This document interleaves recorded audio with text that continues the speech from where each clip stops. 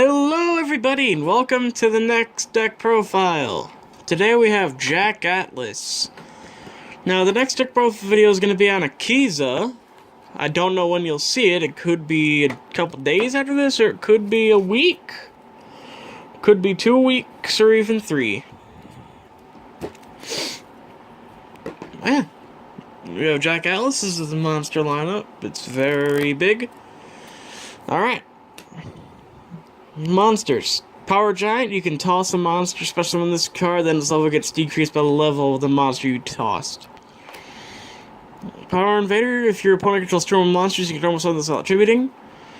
Big Piece Golem, if your opponent controls a monster and you control no monsters, you can almost summon this card without attributing. This card has the same effect, except you special summon it.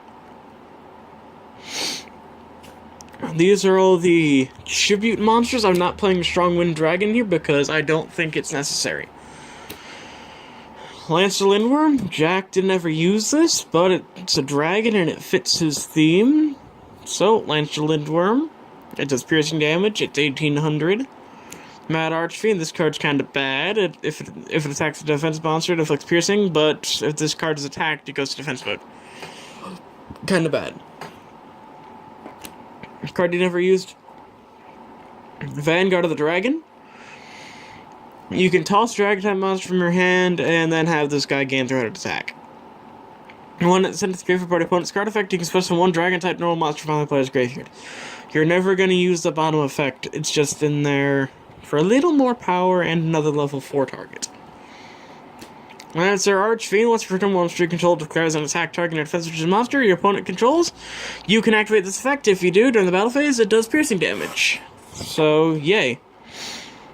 This card's pretty good, honestly. 16 is not the greatest stat line, but pretty nice. Twin Sword Marauder, he does piercing, and if he kills a defense monster, he can attack another monster. Or rather, he gets to attack again. So he kills something, then he gets to attack. You could go for game shots with this guy if you wanted to. Medium Piece Golem, when it's summoned and you control a Big Piece Golem, you can start summon a Small Piece Golem from your deck. That monster's effect is negated while it's face up on the field. And then here's Small Piece Golem. When this card is summoned, if you control a Big Piece Golem, you can special summon one Medium Piece Golem from your deck. The card's effect is negated while it's face up on the field. This card's stat line is pretty terrible. 1100 is not great.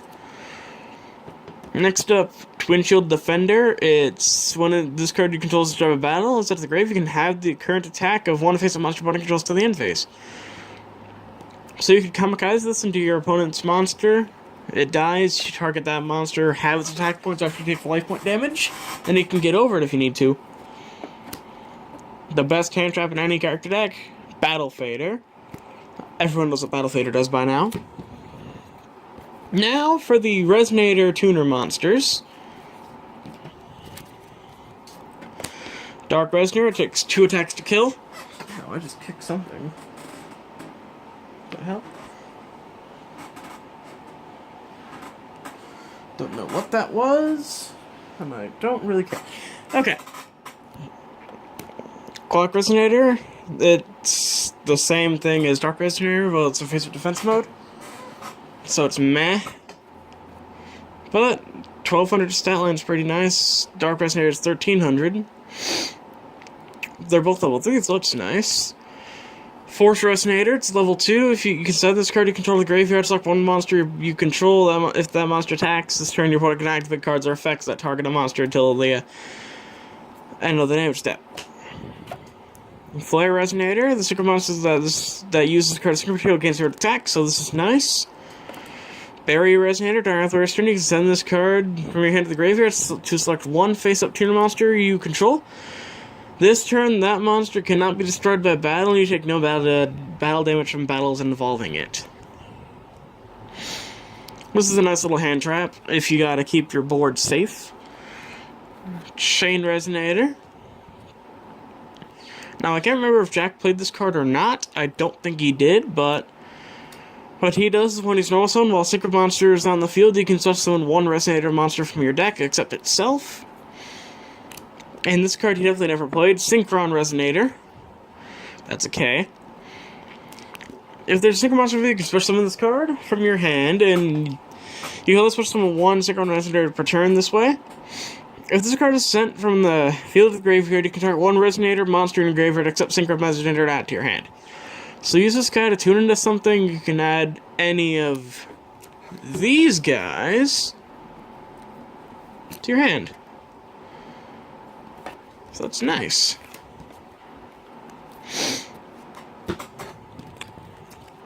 Next up, Top Runner. It's a level 4 tuner. All face-up synchro monsters you control against can attack plays on board, so that's nice.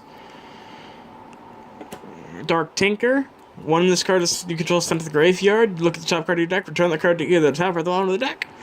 You can use this to replace a bad top deck and hope for a better one if you want to, or you can keep the same top deck and see what you have so you can plan ahead. Last monster is Sinister Sprocket. If this card is sent to the graveyard for the Synchro Summon of Dark Synchro Monster, you can destroy one face-up spell or trap. That's a card is a mech card, but it still does its job pretty well. Now, this is the smallest spell lineup I've ever seen a character use. It's so small that I put a duplicate of a card in here. So, to replace the Angel Baton he used for a speed spell, if I recall correctly, I have this. You tribute a level 8 or higher monster you control, draw 2 cards. So, you can tribute a Red Dragon Archfiend or a Crimson Blader, and draw 2. If you're really, really desperate and know you can't win without the next draw. MST, of course. Polymerization to go with the golems. The only doubled up card. Double Resonator card. Add Resonator to monster from your deck to your hand. It's like a Rhoda for Resonators. Or rather an E-Call for Resonators. Next up, a card you can use Resonator Engine. Select 2 Resonator monsters in your graveyard. Add 1 level 4. Or level 4 monster from your deck to your hand, or return the selected monsters in the graveyard to the deck. So you select the 2, get a card, and boom. And you have a lot of targets for that. You can go for him, or really any of the big monsters here besides a few. So, lots of nice targets for Resonator Engine. It's a nice card. Now, to make up for the lack of spell cards, Jack has a decent amount of trap cards. 6, 7, 8, 9, 10, 11 trap cards. That's kind of insane. Confusion Chaff. I don't recall if you ever used this, but it makes sense for him to use it. You activate this when your opponent clears a second direct attack during the same battle phase. Conduct battle between the attacking monster and the first monster that attacked directly. And other effects cannot be activated during the battle. Descending Lost Star, you know what this does. Dust Tornado, you know what this does. Nightmare Archfiend, summon 3 Nightmare Archfiend tokens to your opponent's side of the field in attack mode. When a Nightmare Archfiend token is destroyed, the controller takes 800 damage. This card's not the greatest thing, but you can do some burn damage to your opponent. Not that you really want to with this card, unless you want to summon them and use Red Dragon Archfiend to hit them in the face. I know that won't even work. Lol. Scratch what I just said. Powerful Rebirth. Activate this card by targeting 1 level 4 lower monster in your graveyard, special summon the target. Increase its level by 1 and attack and defense by 100. So that's pretty nice. And same old generic, one of the monsters destroyed, destroy this card. So it's pretty nice, I suppose. An extra level could be just what you need to synchro summon. Red Carpet, you activate only if you control a dragon-type synchro monster on the field. Or rather, only if a face-up dragon-type synchro monster is on the field. Select up to 2 Resonator monsters in your graveyard, special summon those monsters. This card's really nice. You can go for Red Nova Dragon with this card.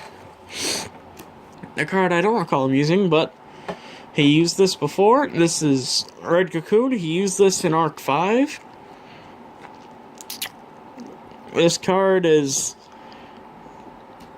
This card equips, negates effects, and during the end phase, if this card is in the graveyard consistent, this turn target 1 Red Dragon Archfiend in your graveyard, so summon it. So you can revive your Red Dragon Archfiend if you want to. I was tempted to add something called Hot Red Dragon Archie to the deck, but I decided against it because Jack never used it. Shadow Spell, this is an amazing card. Everyone knows what this does. When a monster your opponent control, this is Space Gate. Continuous, you can put gate counter on this card when a monster attacks or is attacked. So, at the end of the step, during your main phase, you can send this card to the graveyard to special summon one monster from your hand whose level is equal to or lower than the number of gate counters on this card. This card's kind of meh, but it can do some serious work if it's on the field long enough. Urgent Tuning, everyone knows what this card does. Evolve Disruption. When a close monster declares attack, all attack for each monsters your opponent controls do 800 attack for each monster they control. So this is pretty nice, honestly. You can keep yourself in the game with this. So set this, your field will be wide open, flip this, the monsters go down to 0, and you survive that turn, and you may be able to top deck a card that'll win you the duel. Next up, the extra deck. Multiple Piece Golem. This card is very meh. It's really, really meh. But I put it in here because I figured why the hell not. So, yeah. This card you're really ever going to see. I may end up taking this guy out someday. But not today. Celestial Wolf Lord, Blue Series. He didn't use this in the anime. He did, however, if I recall correctly, use this in the manga. I haven't read up on the manga in a little while, so I could be misremembering, but either way, it's in here to boost up the deck a little bit, give it a level 6 target. When it's destroyed, when this card is destroyed, it's at the grave, you can target a face a monster opponent controls, and it loses 2400 attack. This card's really good. Explode a Dragon Wing. If this card battles monster, you can control the monster if its attack and defense. If its attack is less than this card, and you can inflict damage to your opponent equal to the attack of the destroyed monster had on the field. So, yeah. This card's nice. If you can resolve the effect, you can inflict some serious damage. Up to 2300 damage if you do well enough. Chaos King Archfiend. This card's effect is pretty meh, but it's a level 7, which is nice. One Fiend type tuner plus one or more non-tuner monsters, and I should tell you that this card takes a Dragon type non-tuner monster. So, yes. When this card declares an attack, all face-up monsters opponent controls until, switch, you can switch to a current attack and defense of all face-up monsters your opponent controls until the end of the battle phase. So this card's pretty meh. It could get over some big stuff. Crimson Blader, level 8, it's really neat. It looks pretty cool. When this card destroys opponent's monster battle and sets its graveyard, your opponent cannot normal special summon level 5 or higher monsters on the next turn. So, this card can lock your opponent out of synchro summoning, or even fusion summoning, if you do bad work with this card. This card's really nice. Red Dragon Archfiend, of course, because that's Jack's ace. Everyone knows what he does. Red Nova, everyone knows what Red Nova does. He can get really, really, really big. At max, he could have an extra 5, 10, 15, 20, 45, 50. He could have to 8,500 attack points at max with this deck. Which is possible, but not likely. You'd have to go through every single tuner monster in your deck. So, with that said, thank you all so very much for watching this video. Be sure to stay tuned for the next one, and like I said before, the next character deck profile that'll be going up is going to be Akiza. After that, it could be Leo, / Luna, and or another original series character. No, not original, she's Zexal character deck. So, I'll see you guys in the next video. Ciao for now.